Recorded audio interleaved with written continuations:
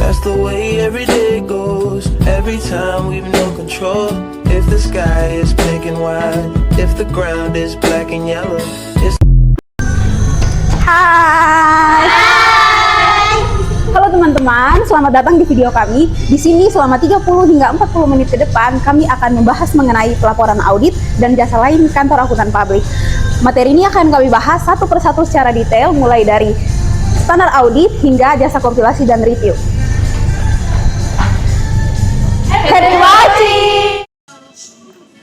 Standar audit adalah komponen yang dirancang untuk memastikan bahwa pengecekan dilakukan secara independen, objektif, dan berdasarkan bukti yang cukup.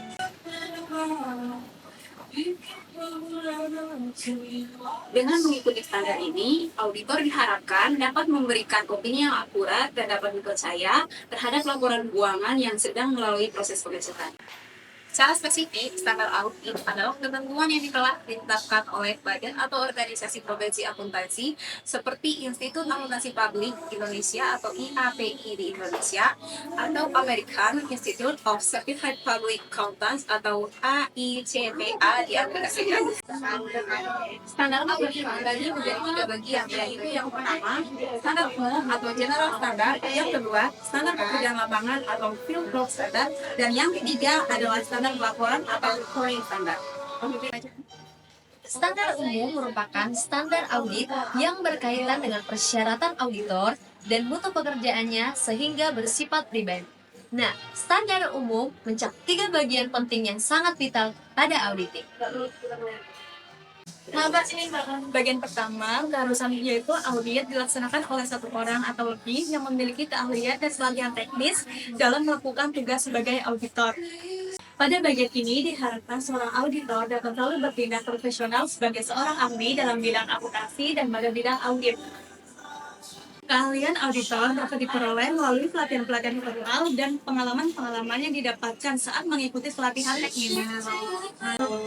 Bagian yang kedua dari standar umum audit yaitu auditor harus memperhatikan mental dari segala hal yang berhubungan dengan peringatan atau independensi. Pada standar umum ini, auditor wajib bersikap independen. Tidak boleh dipengaruhi oleh oknum tertentu karena pekerjaannya sangat berguna untuk kepentingan umum. Masyarakat umum harus memberikan kepercayaan atas sikap independensi yang dimiliki auditor karena sangat penting bagi perkembangan profesi akuntan publik. Nah, selain itu, seorang auditor harus bersikap intelektual dan jujur dalam mengemban profesi sebagai auditor. Akuntan publik telah menerapkan aturan yang disebut sebagai kode etik akuntan Indonesia agar setiap anggota dapat menjaga diri dari kehilangan kepercayaan dan persepsi independensi dari masyarakat. Bagian standar umum audit yang ketiga adalah auditor wajib menggunakan keahlian profesionalnya dalam melaksanakan audit dan melaporkan dengan cermat dan seksama. Pada bagian ini, penggunaan keahlian profesional menekankan tanggung jawab setiap profesional yang bekerja dalam organisasi auditor. Seorang auditor harus memiliki tingkat keterampilan dan harus menggunakan keterampilannya dengan wajar. Maka dari itu, auditor dituntut untuk memiliki sikap profesional dan keyakinan dalam tindak evaluasi bukti audit. Standar pekerjaan lapangan. Standar pekerjaan lapangan merupakan standar audit yang berisi tentang sikap dan pengetahuan yang wajib dimiliki seorang akuntan publik atau auditor. Standar pekerjaan lapangan menyangkut pengumpulan bukti dan aktivitas lain selama pelaksanaan audit yang sebenarnya. Standar ini terdiri dari 3 poin. Pertama, dari standar pekerjaan lapangan, yaitu sebagai tenaga profesional, maka seluruh pekerjaan harus dapat direncanakan dengan sebaik-baiknya. Dan jika menggunakan asisten, maka harus disupervisi dengan semestinya. Pada poin ini, penyerahan tanggung jawab atau penunjukan secara dini atau lebih awal pada auditor independen bisa memberikan banyak manfaat bagi auditornya maupun kliennya. Poin kedua yaitu tak hanya memperhatikan standar audit saja. Pemahaman yang memadai atas pengendalian internal sangat dibutuhkan untuk menilai risiko salah tadi yang signifikan dalam laporan keuangan karena kesalahan atau kecurangan dan untuk merancang strategi. Dengan audit atas laporan keuangan, maka akan dapat diketahui kelayakan dari pengendalian internal tersebut untuk dapat dioperasikan. Setiap auditor harus memiliki pemahaman tentang pengendalian internal untuk merencanakan audit dengan melaksanakan prosedur dan membereskan pengendalian yang terancam. Poin ketiga, merujuk pada bukti audit yang berkompetensi. Harus didapatkan dari inspeksi terhadap pengangkatan permintaan keterangan dan konfirmasi untuk dasar yang relevan, sehingga dapat menghasilkan pernyataan pendapat dari laporan keuangan yang telah dialami. Auditor independen akan memberikan pendapat atas laporan keuangan yang meliputi usaha untuk memperoleh dan mengevaluasi tindakan ini bersifat sangat variatif atas perhatian terhadap kesimpulan yang dilakukan oleh auditor independen untuk memberikan opini atas laporan keuangan yang diaudit. Auditor harus dapat menyimpulkan kesimpulan audit terhadap kompetensi dengan objektivitas, relevansi, ketepatan waktu, dan kelengkapan bukti lainnya. Standar pelaporan audit terdiri dari 4 poin, diantaranya yang pertama, kepatuhan terhadap prinsip akuntansi yang berterima umum. Standar pelaporan pertama menyatakan, laporan audit harus menyatakan apakah laporan keuangan telah disusun sesuai dengan prinsip akuntansi yang berterima umum. Istilah prinsip akuntansi berterima umum yang dimaksud di atas meliputi prinsip-prinsip akuntansi, praktik akuntansi, dan metode penerapan prinsip akuntansi. Berdasarkan standar tersebut, auditor tidak harus menyatakan mengenai fakta. Auditor harus menyatakan pendapat mengenai apakah laporan keuangan telah disajikan sesuai dengan prinsip akuntansi yang berterima umum. Menurut pendapat kami, laporan keuangan yang kami sebutkan di atas menyajikan secara wajar dalam semua hal yang material, posisi keuangan perusahaan ABC tanggal 31 Desember 2024 dan hasil usaha serta arus kas yang berakhir pada tanggal tersebut sesuai dengan prinsip akuntansi yang berterima umum. Prinsip akuntansi yang berterima umum digunakan sebagai tolak ukur mengukur penyajian keuangan. Frase prinsip akuntansi yang berterima umum merupakan suatu istilah teknis akuntansi yang mencakup konvensi, aturan, prosedur yang diperlukan untuk merumuskan praktik akuntansi yang berterima umum pada saat tertentu. Prinsip akuntansi yang berterima umum tidak hanya meliputi pedoman umum, tapi juga praktik dan prosedur rinci. Standar laporan kedua, konsistensi penerapan prinsip akuntansi yang berterima umum.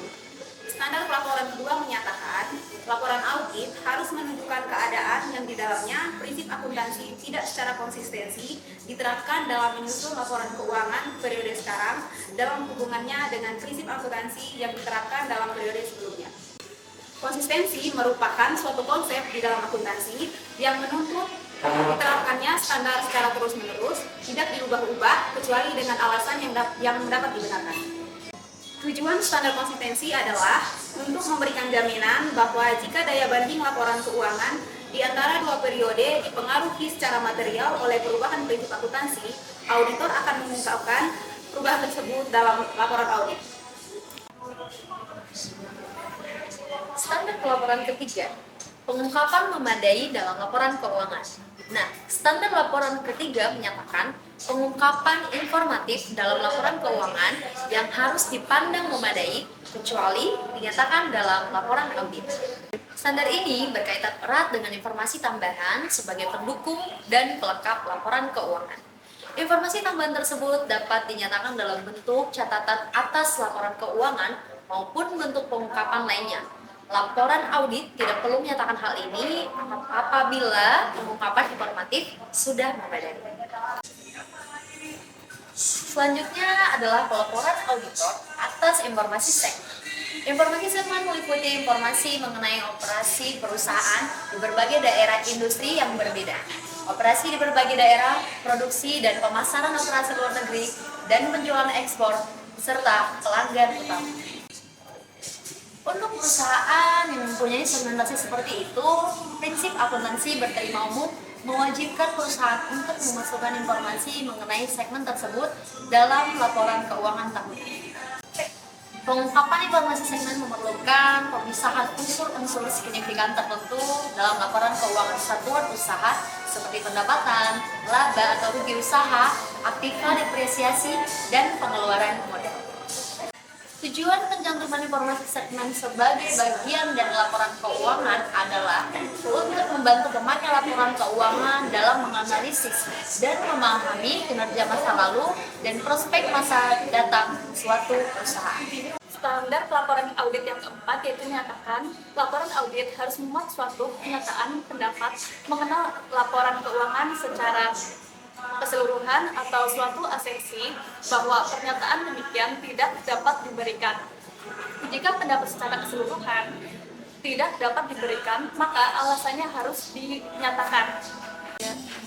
Dalam semua hal yang nama auditor dikaitkan dengan laporan keuangan, laporan auditor harus memuat petunjuk yang jelas mengenai sifat pekerjaan auditor jika ada dan tingkat tanggung jawab yang dipikulnya. Standar pelaporan yang keempat ini bertujuan untuk mencegah terjadinya salah tafsir tentang tingkat tanggung jawab yang dipikul auditor apabila nama yang dikaitkan dengan laporan keuangan. Seorang auditor dikaitkan namanya dengan laporan keuangan apabila ia mengizinkan namanya dicantumkan dalam suatu laporan, dokumen, atau komunikasi tertulis yang berisi laporan keuangan tersebut. Pengaitan nama auditor dengan laporan keuangan juga mencakup peristiwa penyerahan laporan keuangan yang disusun atau yang dibantu penyusunannya kepada klien atau pihak lain meski namanya tidak dicantumkan. Laporan auditor atas laporan keuangan auditor. Laporan auditor menyatakan pendapat independen auditor atas laporan keuangan historis suatu entitas. Laporan auditor memuat penjelasan tentang tanggung jawab manajemen atas audit yang dilakukan berdasarkan standar audit dan pendapat auditor apakah laporan keuangan menunjukkan secara wajar posisi keuangan, hasil usaha dan arus kas entitas sesuai dengan prinsip akuntansi yang berlaku. Laporan audit bentuk baku. Laporan audit bentuk baku adalah laporan yang diterbitkan oleh auditor ketika semua kondisi sudah terpenuhi. Tidak ada soal penyajian material yang ditemukan dan laporan keuangan disajikan secara wajar sesuai standar. Lapor ini mencakup judul, paragraf pengantar, paragraf lingkup, dan paragraf pendapatan. Unsur-unsur laporan audit bentuk baku. Yang pertama, judul laporan yang berbunyi laporan auditor independen. Pencantuman kata independen dimaksudkan untuk lebih menegaskan posisi auditor sebagai pihak yang independen. Yang kedua, ada pihak yang dituju, yaitu laporan audit dapat dialamatkan kepada direksi perusahaan yang laporan keuangannya diaudit, dewan komisaris, para pemegang saham, atau kepada pemberi tugas audit lainnya. Paragraf pengantar. Yang pertama ada suatu pernyataan mengenai laporan keuangan, apa saja yang telah diaudit. Yang kedua, suatu pernyataan auditor bahwa manajemen perusahaan bertanggung jawab atas kewajaran laporan keuangan.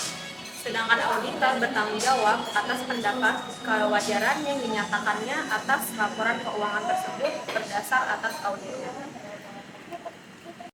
Yang ketiga, ketiga, ada suatu pernyataan bahwa audit yang telah dilaksanakan meliputi pertama ada pemeriksaan terhadap bukti-bukti yang mendukung jumlah dan pengungkapan dalam laporan keuangan berdasar pengujian atau sampling. Penilaian terhadap prinsip akuntansi yang digunakan dan estimasi signifikan yang dibuat manajemen. Penilaian terhadap penyajian laporan keuangan secara keseluruhan.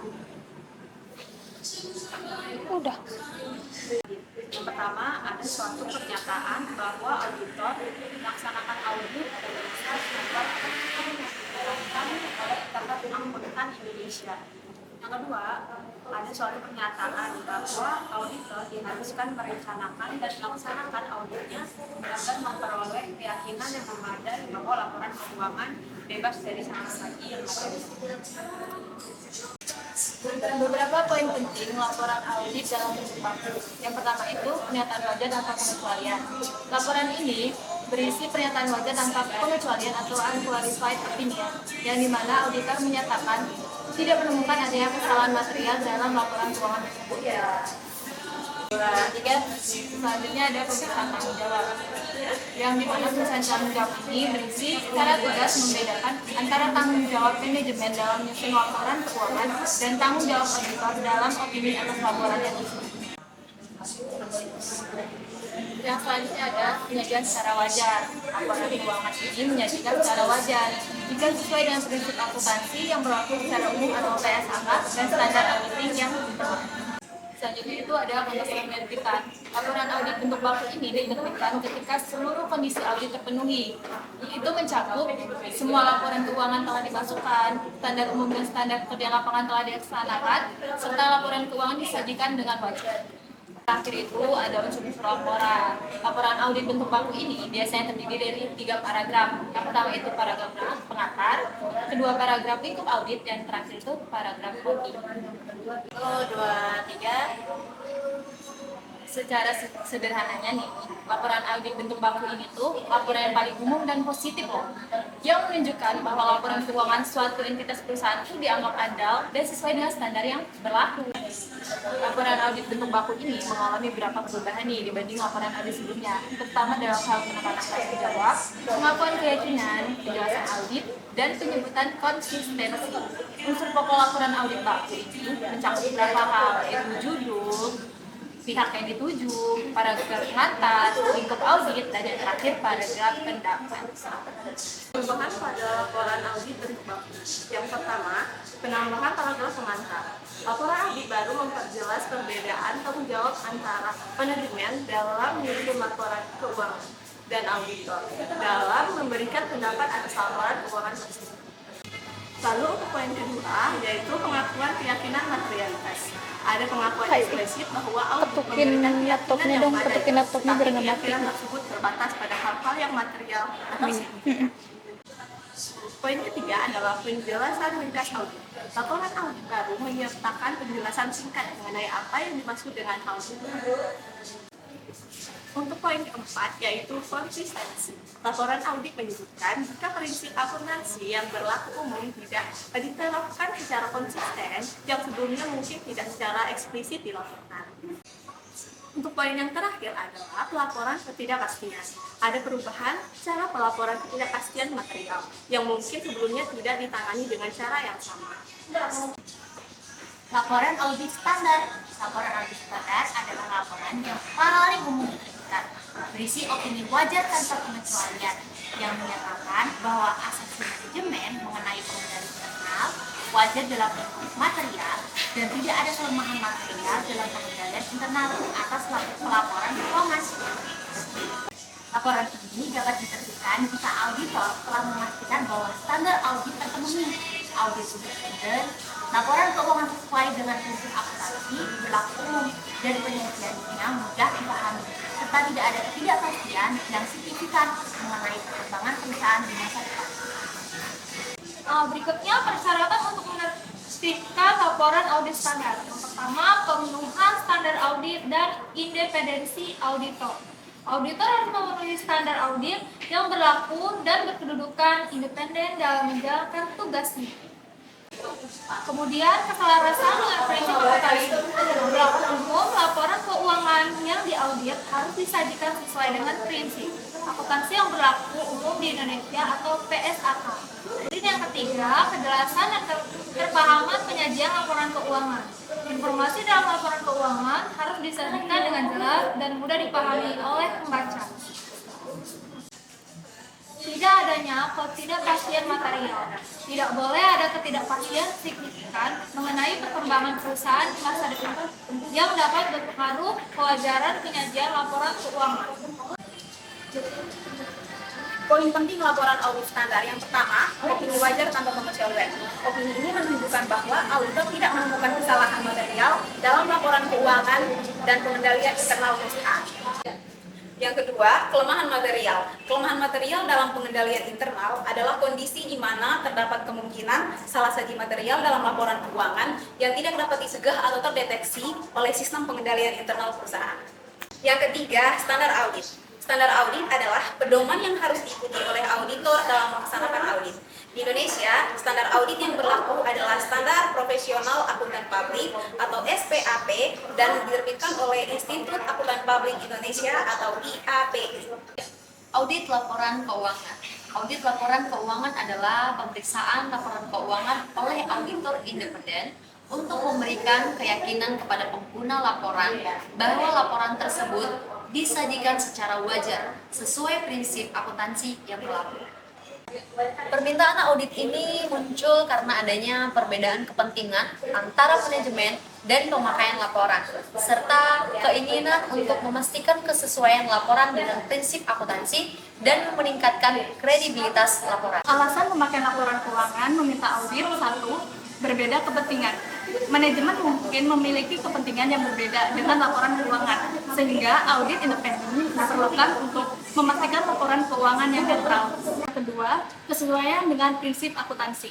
Pemakaian laporan ingin memastikan bahwa laporan keuangan disusun sesuai dengan prinsip akuntansi yang berlaku dan terbukti kewajarannya. Yang ketiga, kualitas dan relevansi laporan. Pemakaian laporan mengandalkan auditor untuk menilai apakah laporan keuangan relevan dan informatif bagi mereka. Dan selanjutnya yaitu kredibilitas laporan. Dengan keterbatasan akses informasi, pemakaian laporan mengandalkan auditor untuk meningkatkan kredibilitas laporan. Manfaat ekonomis audit laporan keuangan.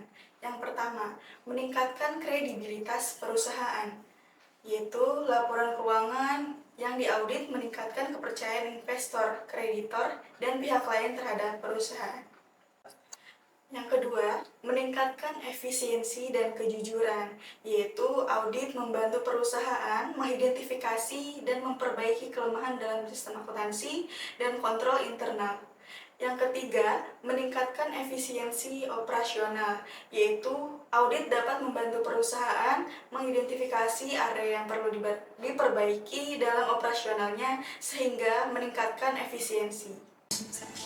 Keterbatasan audit laporan keuangan, khususnya yang disebabkan oleh pembatasan biaya dan penarikan sampel, memang dapat mengakibatkan terbatasnya pengujian dan ketidakakuratan data. Hal ini karena keterbatasan tersebut dapat memaksa auditor untuk mengurangi lingkup pengujian mereka dan mengandalkan sampel yang mungkin tidak sepenuhnya representatif. Berikut penjelasannya. Yang pertama, pembatasan biaya. Audit laporan keuangan membutuhkan sumber daya yang signifikan, termasuk waktu, tenaga ahli, dan biaya kerja. Jika anggaran audit dibatasi, auditor mungkin terpaksa mengurangi jumlah pengujian yang dilakukan untuk menggunakan metode pengujian yang kurang intensif. Lalu yang kedua, penarikan sampel. Auditor tidak dapat memeriksa setiap transaksi dan catatan dalam laporan keuangan. Mereka harus menarik sampel yang representatif untuk diuji. Namun, jika penarikan sampel dibatasi, misalnya karena keterbatasan biaya atau waktu, sampel yang dipilih mungkin tidak mencerminkan keseluruhan populasi data secara akurat. Sebagai contoh, jika auditor hanya memiliki anggaran untuk menguji 10% dari seluruh transaksi penjualan, ada kemungkinan bahwa sampel yang dipilih tidak mencerminkan semua jenis transaksi penjualan yang ada, atau mungkin tidak menangkap adanya transaksi fiktif.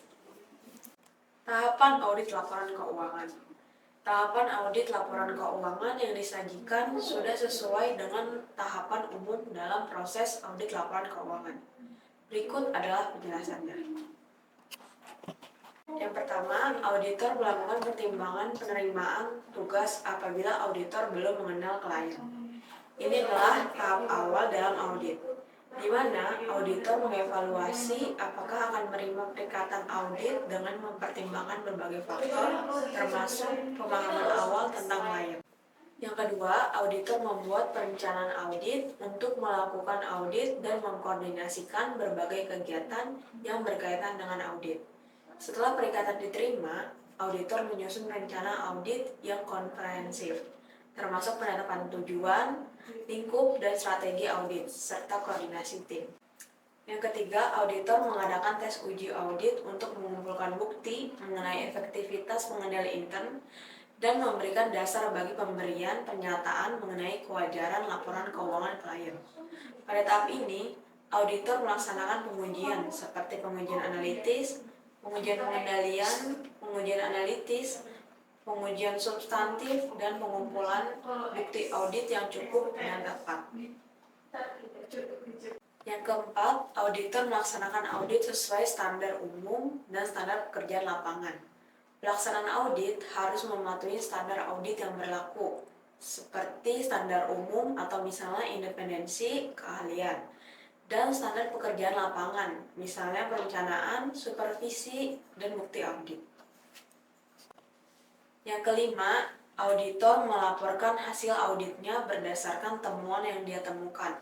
Tahap terakhir adalah pelaporan, di mana auditor menyusun laporan audit yang berisi opini mengenai kewajaran laporan keuangan berdasarkan bukti dan temuan yang diperoleh selama audit.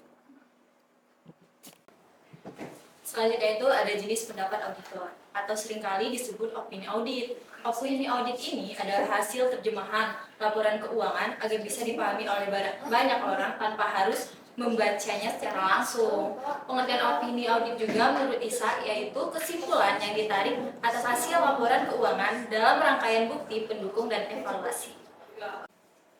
Sedangkan pengertian opini audit menurut SPAP atau Standar Profesional Akuntan Publik ini adalah opini yang dikeluarkan oleh seorang auditor setelah melakukan pemeriksaan laporan keuangan berstandar akuntansi. Nah, berdasarkan Standar Profesional Akuntan Publik ini juga nih, ada 5 jenis opini audit yang paling umum dikeluarkan oleh seorang auditor. Yang pertama yaitu opini wajar tanpa pengecualian atau unqualified opinion. Poin pertama jenis audit ini dikeluarkan karena laporan keuangan perusahaan telah tersusun dengan rapi dan berdasarkan standar akuntansi yang berlaku. Tidak peduli bagaimana laba atau ruginya perusahaan dalam laporan tersebut. Yang kedua, opini wajar dengan pengecualian atau qualified opinion. Auditor diperbolehkan menyimpulkan hasil laporan keuangan secara wajar beserta pengecualian tertentu. Sehingga jenis opini audit adalah opini wajar dengan pengecualian atau qualified opinion. Kondisi demikian dimaklumi dengan kriteria opini audit adalah ditemukannya bukti atas kesimpulan, kesalahan penyajian, dan laporan keuangan tidak persuasif. Bila auditor tidak mempunyai bukti memadai, auditor dapat mengeluarkan opini wajar dengan pengecualian melalui simpulan terhadap hasil pengaruh kesalahan penyajian yang tidak ditemukan. Tentang pengecualian tambahan paragraf penjelasan atau modified and qualified opinion. Jenis opini audit satu ini menyatakan bahwa laporan keuangan tersusun sesuai standar dan tidak mengandung kejanggalan. Akan tetapi, auditor memberi catatan khusus berkaitan masa pengeluaran laporan keuangan tersebut. Misalnya, saat bencana alam, terjadi korupsi internal, perusahaan dalam proses pilot, dan sebagainya. Jenis pendapat auditor yang keempat yaitu opini tidak wajar atau adverse opinion, yang merupakan jenis opini audit dengan interpretasi bahwa hasil pemeriksaan mengandung kesalahan penyajian dengan bukti yang cukup dan tepat. Kesalahan tersebut berpengaruh dalam hal lainnya, akibatnya opini tersebut dikatakan tidak wajar. Contoh opini audit tidak wajar yaitu terdapat kesalahan penyajian nilai aktiva tetap perusahaan dalam neraca keuangan karena dihitung berdasarkan penilaian kembali nilai aktiva. Seharusnya nilai aktiva tetap diukur dari harga pembelian, sehingga penyusunan aktiva tetap dihitung dengan nilai tersebut.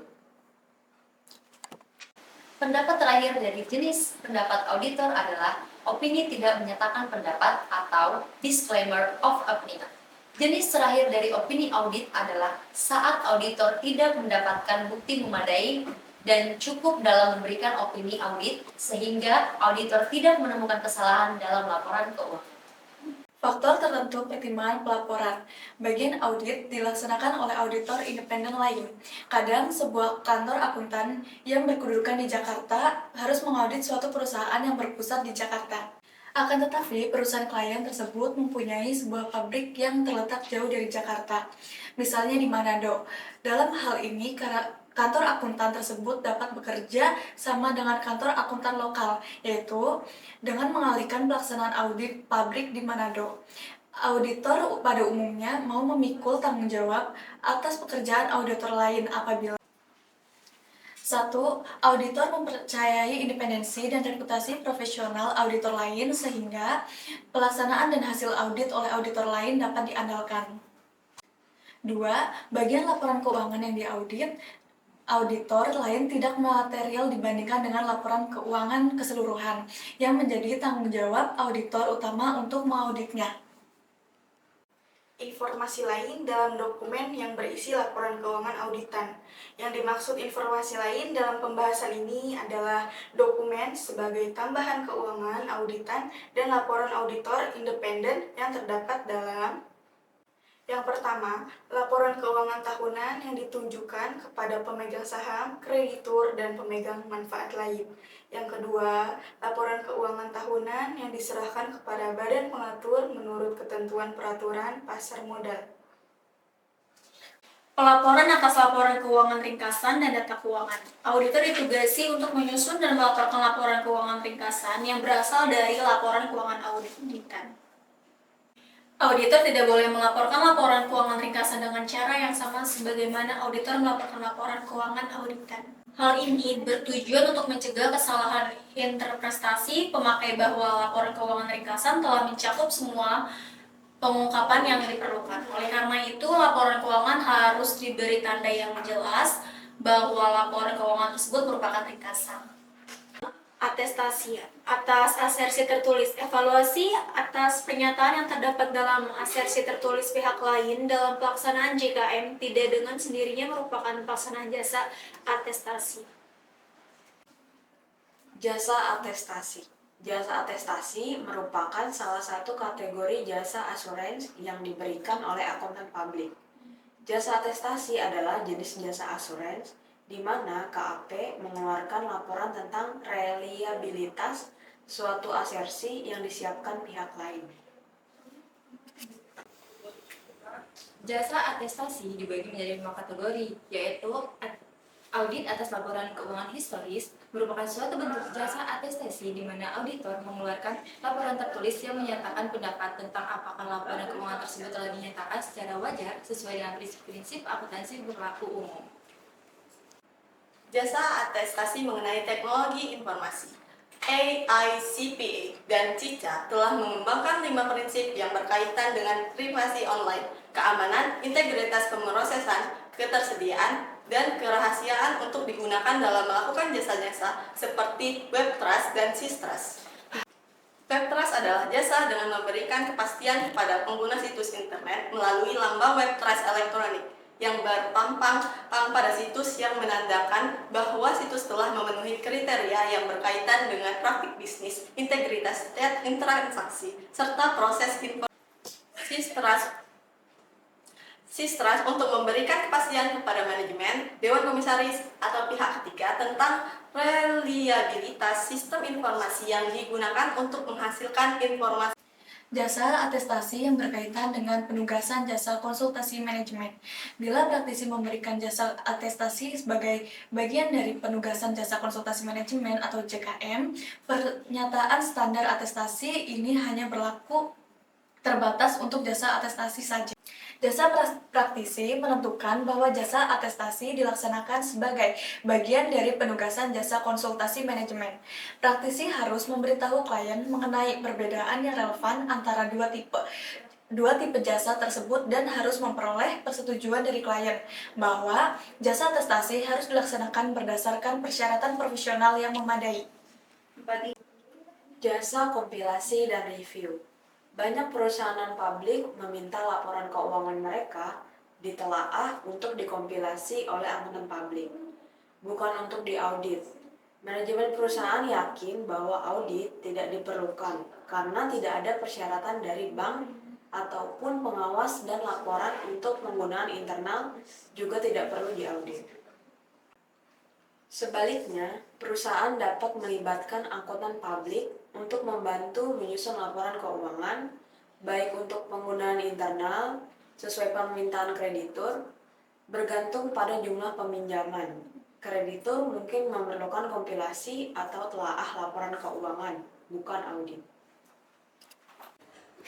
Jasa review. Sebuah penugasan jasa review memungkinkan keterlibatan akuntan dalam memberikan asuran terbatas bahwa laporan keuangan telah sesuai dengan SAK, termasuk pengungkapan informatif yang tepat atau basis akuntansi komprehensif yang lain seperti basis kas akuntansi.